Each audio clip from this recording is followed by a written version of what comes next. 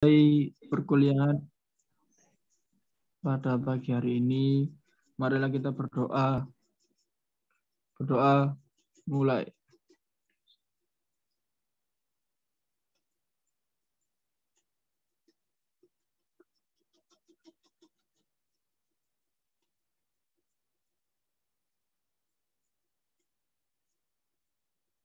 Berdoa selesai.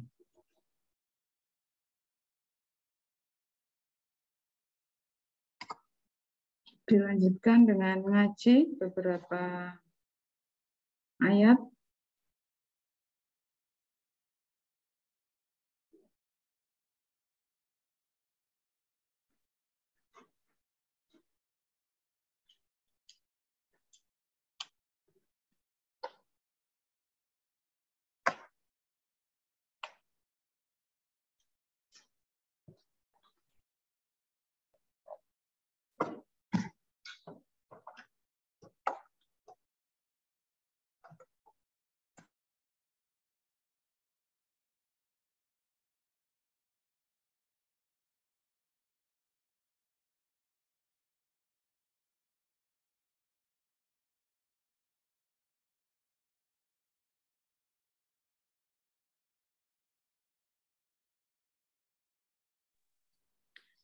Dibuka Quran Surat Al-Mulk ayat 1.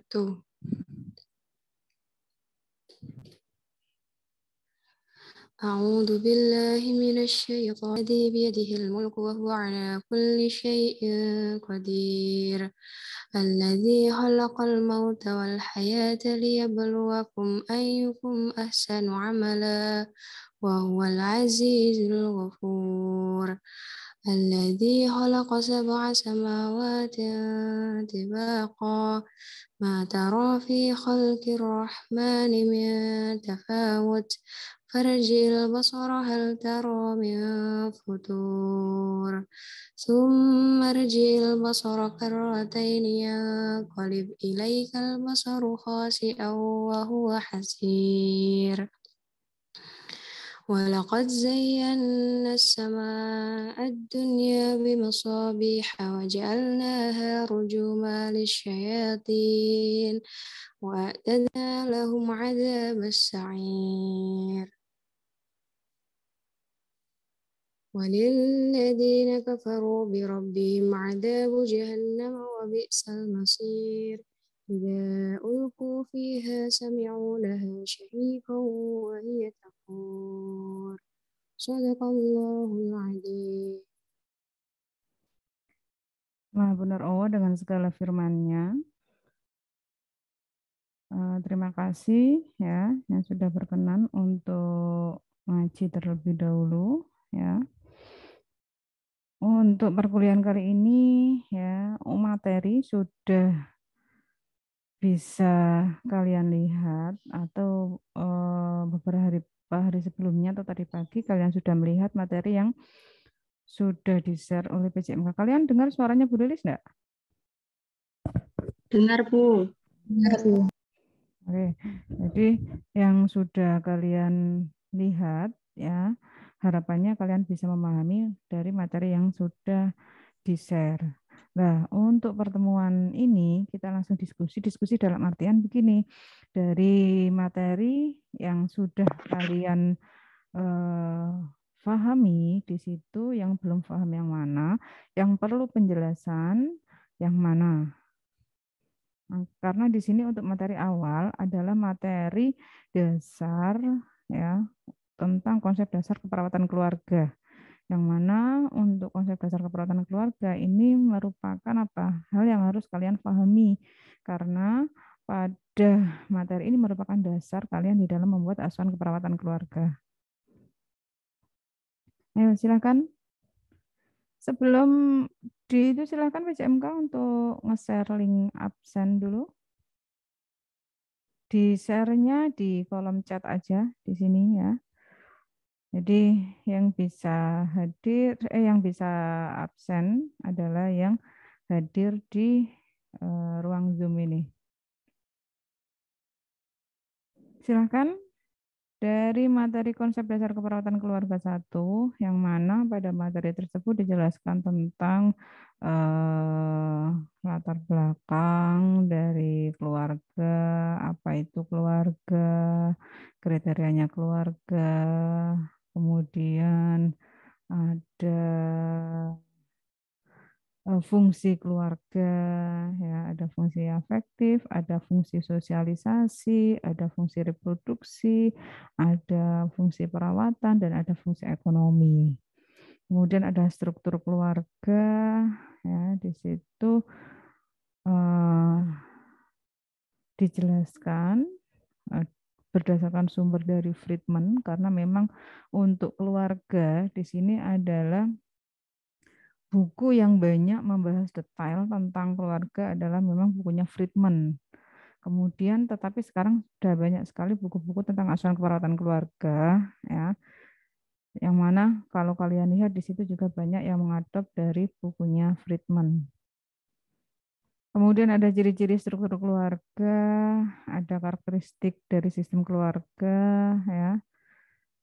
Ada jenis-jenis dari struktur keluarga, bentuk-bentuk keluarga, ada bentuk keluarga tradisional, ada bentuk keluarga non-tradisional, ada keluarga inti, ya nanti kalian akan harus tahu di sini.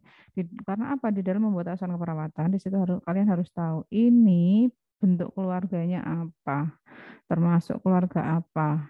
Nah, dilihat dari mana? Ada yang berdasarkan jumlah keluarganya. Ada keluarga inti, ya, atau ada di situ ada keluarga besar. Sudah dijelaskan di materi. Kemudian ada perbedaan tahap perkembangan keluarga, ada tugas perkembangan keluarga sesuai dengan tahap perkembangan, ya, karena makanya nanti pada saat kita memberikan asuhan keperawatan keluarga juga kita harus tahu di situ termasuk tahap perkembangan apa yang ada pada keluarga tersebut, apakah termasuk keluarga yang baru menikah, ataukah masuk keluarga dengan anak baru lahir, atau keluarga dengan anak usia prasekolah, keluarga dengan anak usia sekolah, keluarga dengan anak remaja, keluarga mulai melepas anak sebagai dewasa, keluarga usia pertengahan, dan keluarga usia tua. Nah, di situ karena nanti untuk menentukan bagaimana apa tahap perkembangan di dalam keluarga tersebut dan bagaimana kita bisa menilai fokus mengarah kemana. Semisal ternyata keluarga adalah masuk di dalam tahap keluarga dengan anak baru lahir. Nah, mungkin nanti harus kita perlu mengkaji, ya, ini anaknya baru lahir, baru usia 7 hari. Lah, kita harus mengkaji bagaimana kesiapan ibu, ya, sudah siap enggak bapak dan ibu ini menjadi orang tua. Selain itu kita tekankan lagi yang perlu adalah pada ibunya. Nah, pada ibu tersebut apakah di situ, ya, sudah mengetahui enggak bagaimana cara perawatan bayi baru lahir, terus pemberian ASI eksklusif, ya, bagaimana cara menyusui yang tepat, kita kaji sejauh itu. Makanya kita kalau sudah tahu tahap perkembangan keluarga itu dalam tahap apa, ya di situ kita nanti sebagai seorang perawat di dalam memberikan asuhan perawatan akan bisa fokus di situ penekanannya pada hal yang mana. Itu sudah ada di dalam materi itu.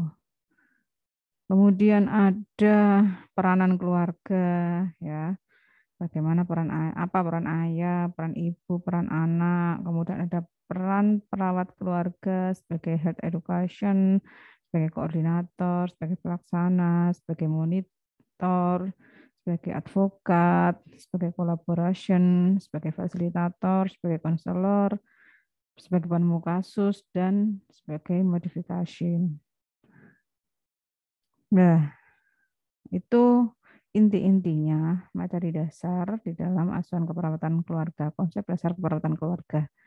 Kira-kira di sini mana yang perlu adanya penjelasan lagi yang belum bisa dipahami, yang mana? Silakan. Bu, saya izin bertanya, Bu. Ya, silakan. Mengenai fungsi keluarga. Fungsi keluarga gimana? Oke. Itu yang fungsi perawatan itu mohon dijelaskan, Bu. Terima kasih. Oke, terima kasih ya. Ini teman kalian minta penjelasan untuk tentang fungsi keluarga. Pada materi yang ada di situ ada fungsi keluarga menurut Friedman. Ya, bentar saya buka, saya share screen ya.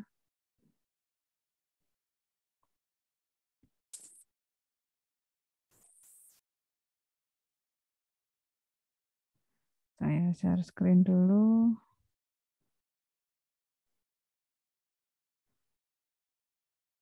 Nah, ini bentar.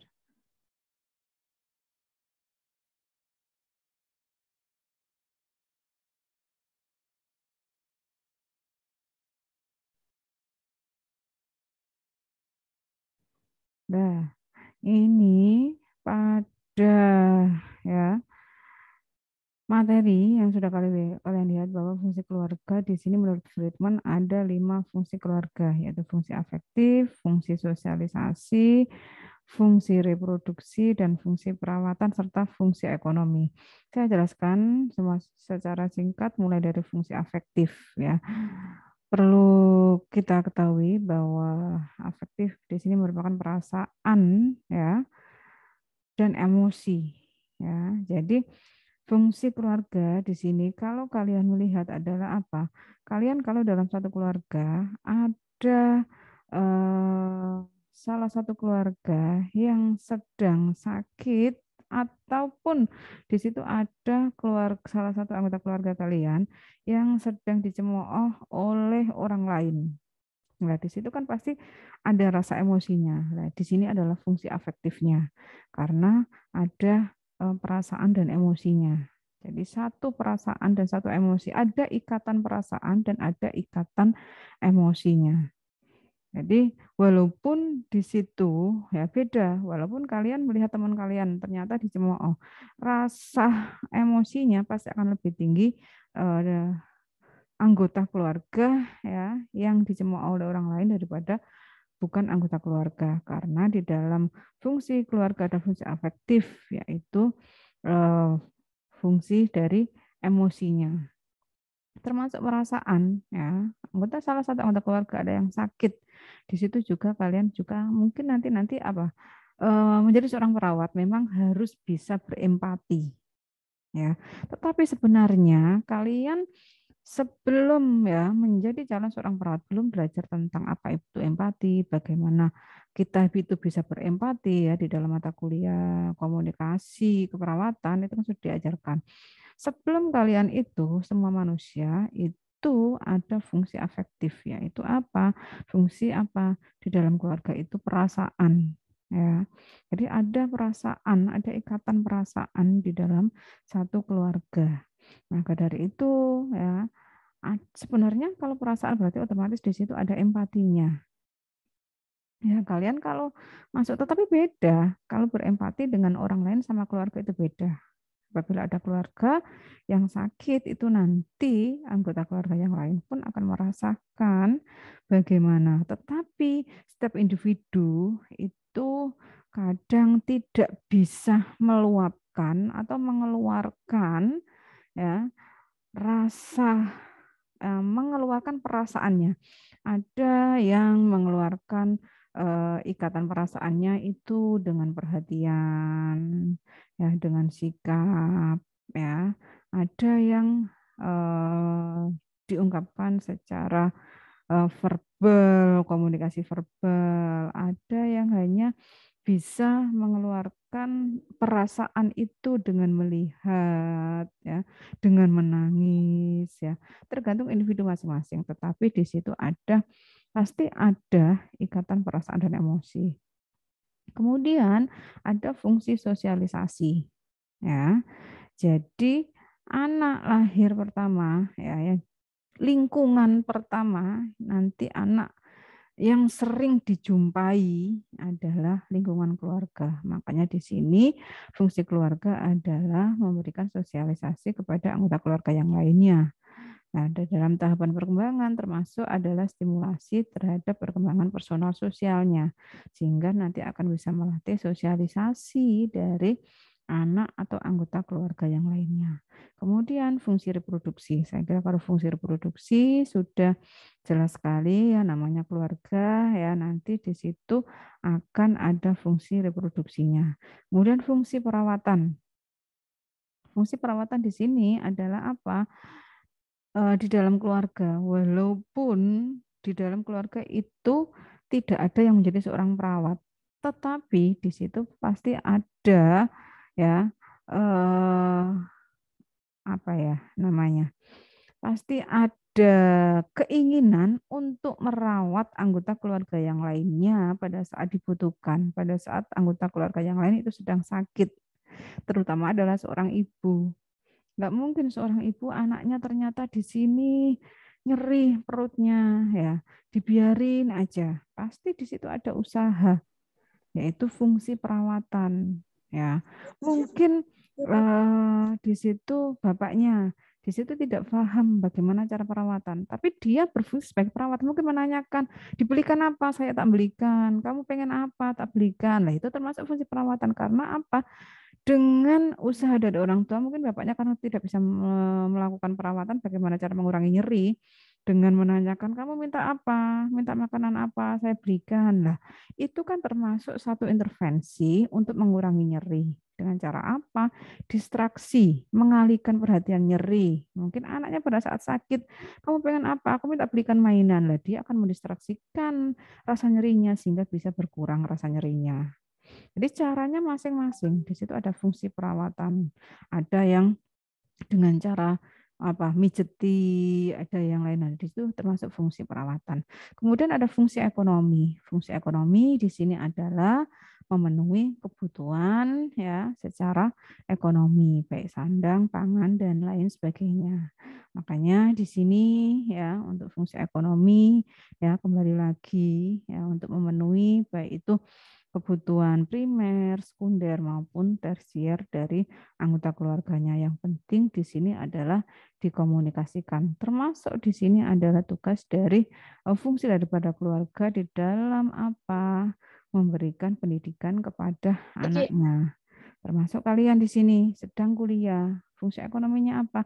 Memberikan uang saku pada kalian. Waktunya bayar SPP juga bayar SPP. Waktunya praktek berarti juga memenuhi keperluan pada saat praktek. Tetapi anak di sini juga harus dikomunikasikan bagaimana memanajemen diri sendiri ya. Harus tahu bagaimana kondisi ekonomi dari keluarganya. Ya.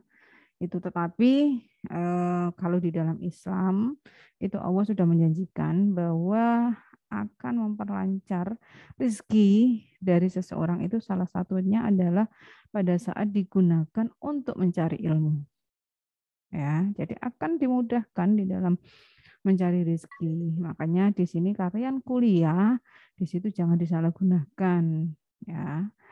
Dan harus bisa memanajemen, jangan terlalu mendadak di dalam memberikan informasi kaitannya dengan keperluan materi. Ya, kalau memang pembayaran SPP di situ ya berikan informasi, mungkin kalau bayar SPP biasanya Februari, Januari sudah dikasih tahu.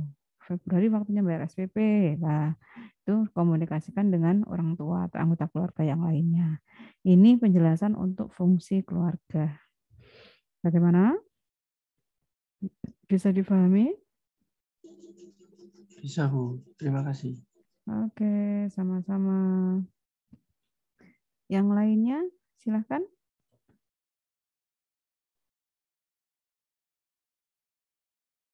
Nah, silakan absen. Sudah di-share oleh BCMK untuk link kehadiran. Dan kelihatannya ini juga sudah gabung semua. Kalau memang 59 ada 60 berarti pas ini. Silakan yang lainnya yang perlu ada penjelasan detail penjelasan ulang dari materi yang sudah kalian pahami. Silakan.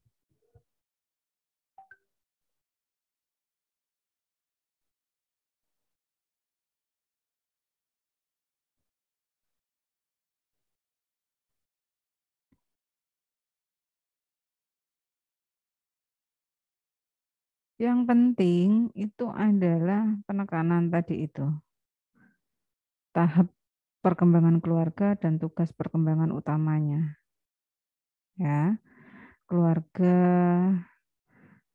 yang dicontohkan Bu Lilis tadi ada keluarga dengan anak baru menikah. Pada materi dijelaskan bahwa tugas perkembangannya adalah mempersiapkan menjadi orang tua, adaptasi dengan perubahan adanya anggota keluarga, interaksi keluarga, hubungan seksual dan kegiatan, mempertahankan hubungan dalam rangka memuaskan pasangan, dan seterusnya. Kita harus bisa melihat sisi ya kesehatan sehingga nanti kita fokus dalam asuhan keperawatan itu, asuhan keperawatan keluarga itu penekanannya pada apa dan rencana nanti kemungkinan masalah yang muncul itu apa, sehingga kita bisa, walaupun semuanya nanti akan diperdalam, cuma prioritas utamanya di dalam pengkajiannya itu apa. Ya, ingat kalau di dalam asuhan keperawatan keluarga itu kalau anak asuhan keperawatan anak itu kan tetap melakukan pengkajian kepada keluarga, terutama adalah orang tuanya atau pengasuhnya. Tapi kalau asuhan keperawatan keluarga ini pengkajiannya pada seluruh anggota keluarganya. Jadi nanti perlu dikaji bagaimana status kesehatannya ya dari semua anggota keluarganya. Jadi tidak hanya fokus pada satu anggota keluarga saja yang sedang sakit, tetapi kita juga harus pengkajian pada semua anggota keluarganya. Begitu?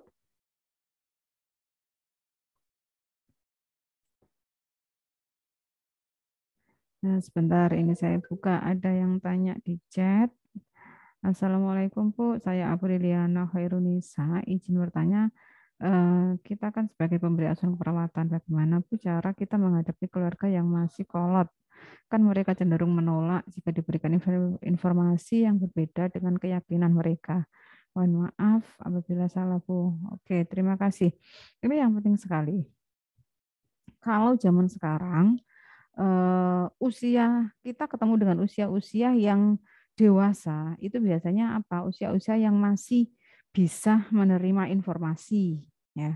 Tetapi kalau kita pada saat memberikan asuhan keperawatan keluarga, ternyata ada anggota keluarga dengan lansia, itu yang kita harus pahami. Karena apa? Kalau usia anggota keluarga yang usia-usia lansia, mungkin sekarang usia 70-an ke atas, nah itu kan usia-usia yang mana pengetahuan-pengetahuan lalu itu kan masih agak sulit ya, sehingga wawasan-wawasannya adalah tentang kepercayaannya dia, pengalamannya dia pada saat itu, sehingga kita perlu pendekatan yang khusus kepada anggota keluarga yang sulit tersebut. Jadi kita gunakan bahasa-bahasa yang lebih mudah difahami oleh yang bersangkutan. Jadi jangan menggunakan istilah-istilah semisal aja. Ya, semisal aja ada luka ya. Orang ada luka itu kalau orang yang kolot, orang yang zaman dulu keyakinannya dia itu tidak boleh makan ayam, ikan-ikanan, lauk-laukan itu enggak boleh. Katanya apa? Dan enggak boleh banyak minum supaya di situ cepat kering. Kalau di situ banyak makan makanan yang berprotein tinggi, ikan, ayam, telur, lah itu nanti katanya di situ sulit untuk kering. Lah itu kita berikan penjelasan ya Pak, Bu. Kalau jenengan ini konsepnya, kalau orang dulu itu kan kita lihat latar belakangnya.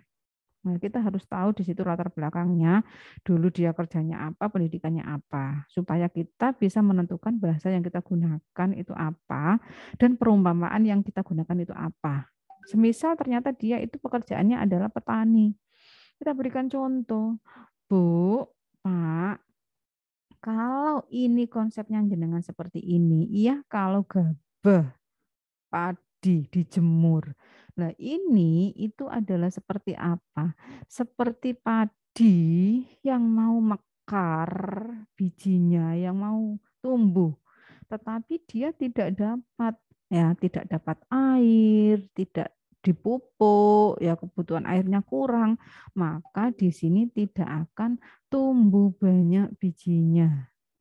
Sama halnya dengan luka ini. Nah, luka ini kalau ternyata nutrisinya ini tidak tercukupi, ya di sini nanti akan sulit kering.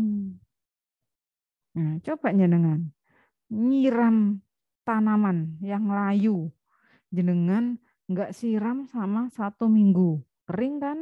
Jenengan siram, jenengan lihat sebentar beberapa menit kemudian di situ akan nampak lebih segar. Sama halnya dengan luka ini. Jadi kita melihat perumpamaan itu adalah dengan melihat latar belakang dari yang kita ajak ngomong.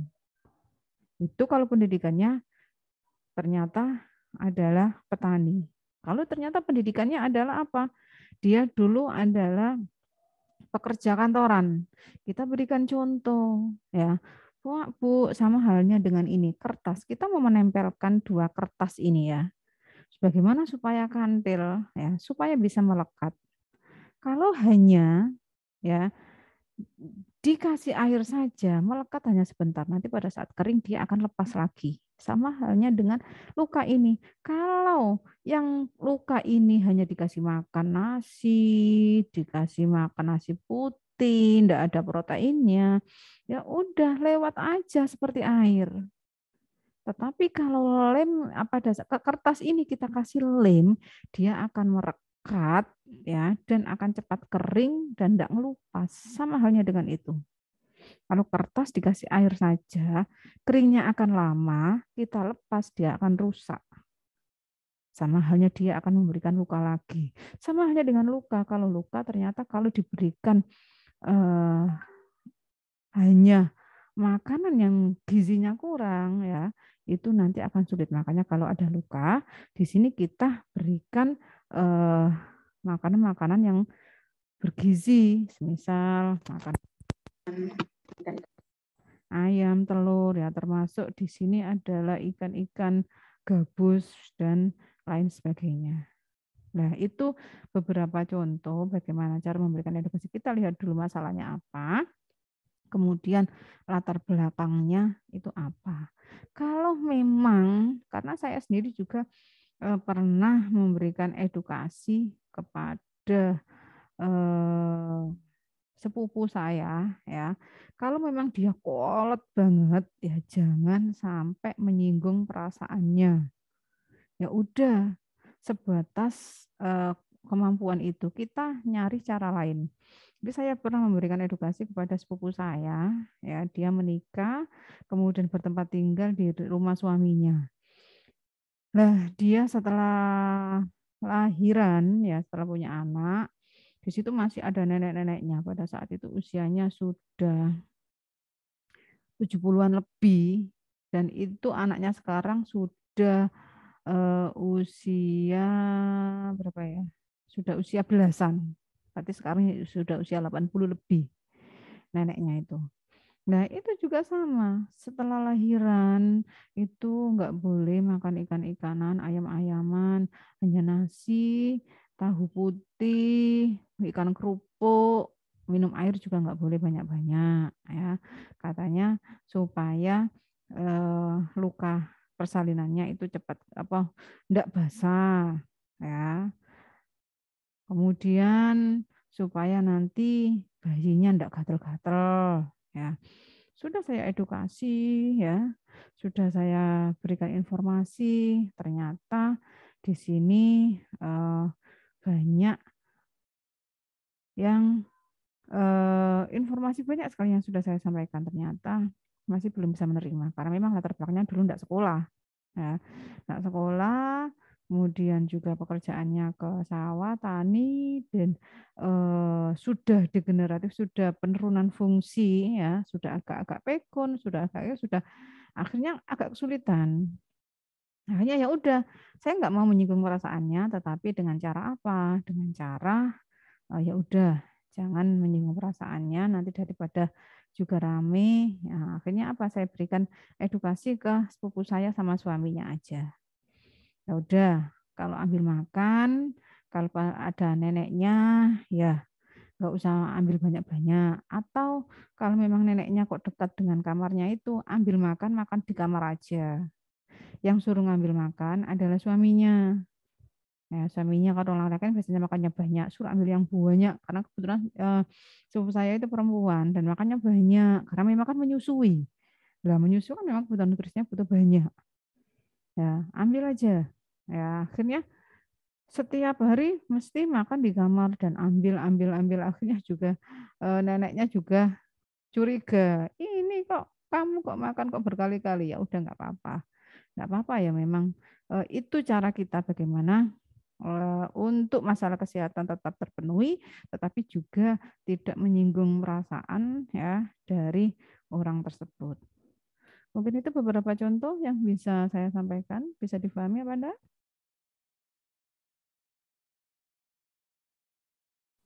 Iya Bu, bisa. Terima kasih. Oke, sama-sama. Yang lainnya ada yang perlu ada penjelasan lagi pada bagian mana atau bahkan tentang konsep dasar perawatan keluarga yang perlu kalian berdasarkan pengalaman kok kesulitan ini lah. Itu yang mana? Silakan.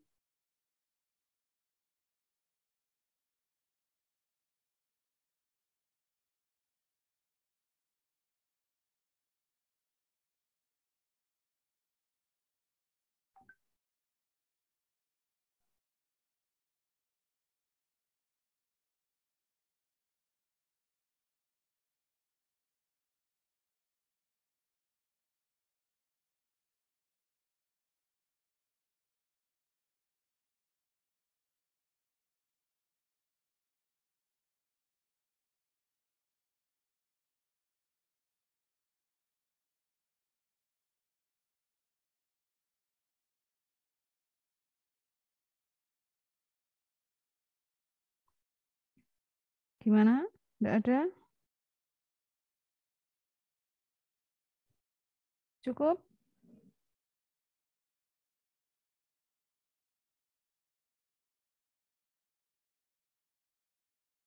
Kalau cukup, kalau sudah tidak ada yang tanyakan, saya akhiri. Gimana PCMK? Untuk kehadiran absensi sudah bisa dicek ya. Nanti kalau sudah saya tutup, jangan lama-lama ya.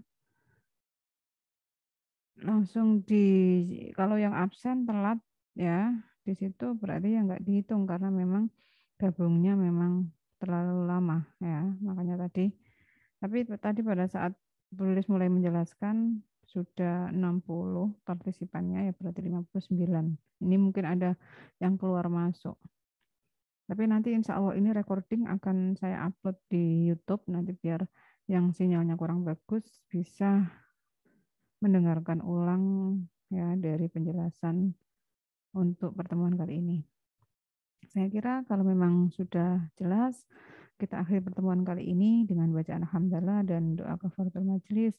Alhamdulillahirabbil alamin. Subhanaka Allahumma wa bihamdika asyhadu an la ilaha illa anta astaghfiruka wa atubu ilaik. Saya akhiri akhirul kalam. Wassalamualaikum warahmatullahi wabarakatuh. Waalaikumsalam Ya, Saya N ya. Nggih, Bu. Ya Bu.